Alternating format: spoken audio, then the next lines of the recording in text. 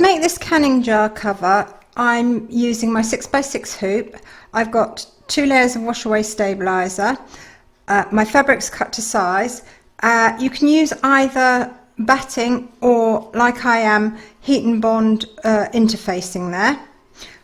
I've got my silver thread with matching bobbin, that's going to be used for the decorative satin stitching. A lighter colour, this is beige I think, for the centre quilting. My tape, my double curved scissors, and we're ready to go. So let's start off by hooping our stabiliser.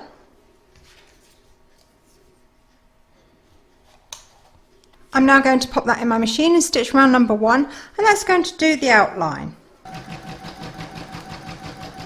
Now that my outline's stitched, I appreciate it's difficult to see at this stage. I'm deliberately using a lighter colour so that when I put my fabrics down you can see the stitching.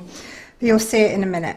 So I'm going to lay my first fabric over the outline. I'm going to pop that back in my machine and stitch round number 2, and that's going to secure the fabric. I'm now going to place my centre fabric over the centre circle. And I'm going to pop that into my machine and stitch round number 3. Next is round number 4, and that's the quilting all over the centre circle. So that's the quilting done. Isn't that really pretty? Okay, next is the wording, and the wording I've chosen to make this video with is homemade preserve. The homemade is going to go at the top and the preserve at the bottom.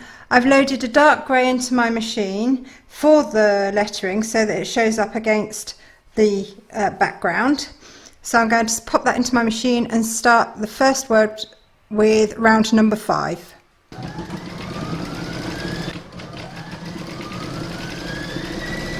And the next word, preserve, with round number 6.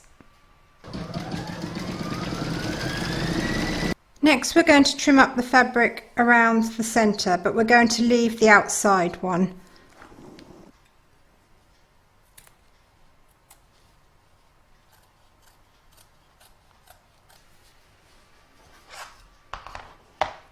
I'm now going to pop that into my machine and stitch round number 7, and that's going to do the eyelet to thread our drawstring through.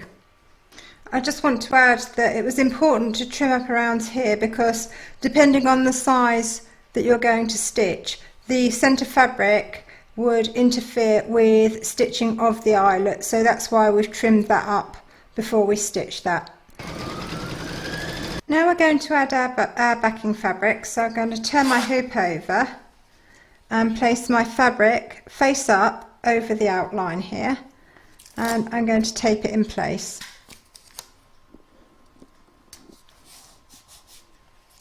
I'm now going to pop that back into my machine and stitch round number 8, and that's going to secure the backing fabric. Now we're going to trim up the excess fabric from both the back and front, so I'm going to start with the back. I've already taken the tape off.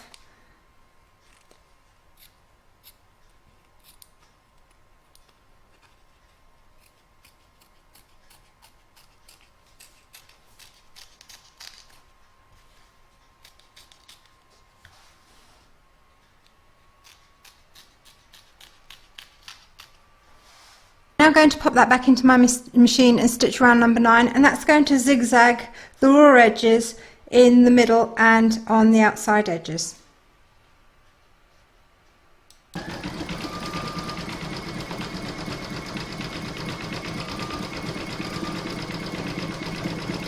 It's well worth checking to make sure that you haven't got any threads poking through the zigzagging around here, and deal with them before you go any further.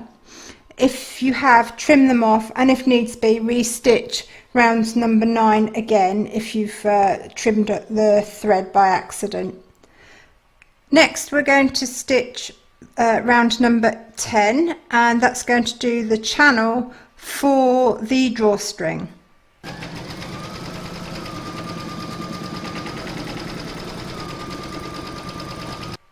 You're going to want to load your matching bobbin into your machine now, and we're going to stitch round number 11, and that's going to do the decorative satin stitch around the centre circle here.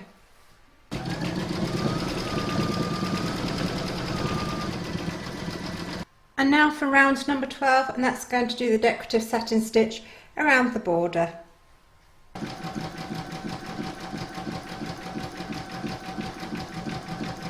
Now that all the stitching is done, we're now going to free this from the hoop. So I'm going to turn this over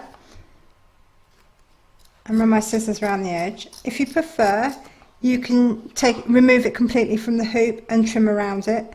I prefer this way because I find it's easier not to catch the stitching.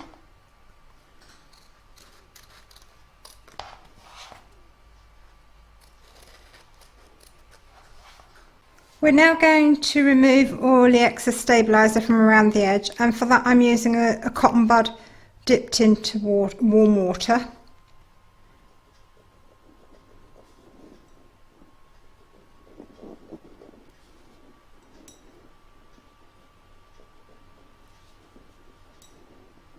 Next we're going to thread our drawstring through the channel here.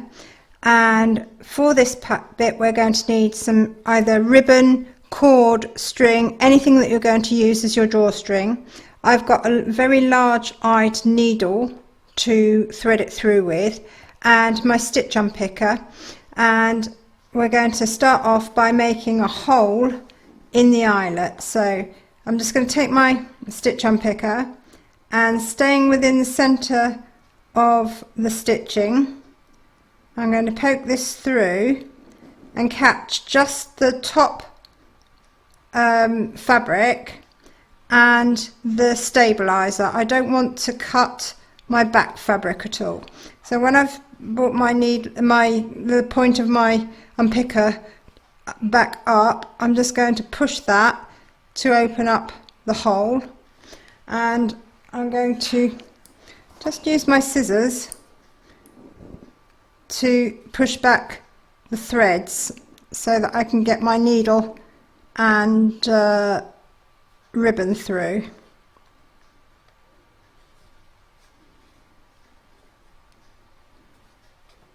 Just like that. And it's just made a nice large hole that I can work with. So take my needle and thread my ribbon, and using the eye end going forwards, I'm going to push that through the hole and work it all the way round the edge.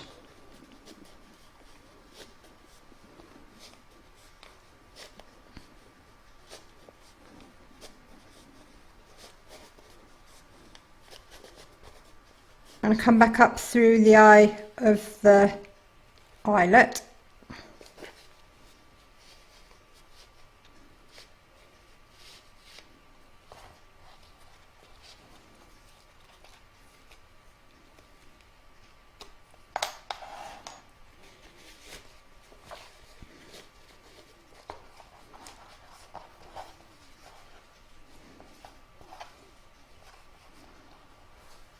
So all that remains is for me to pop this on a jar.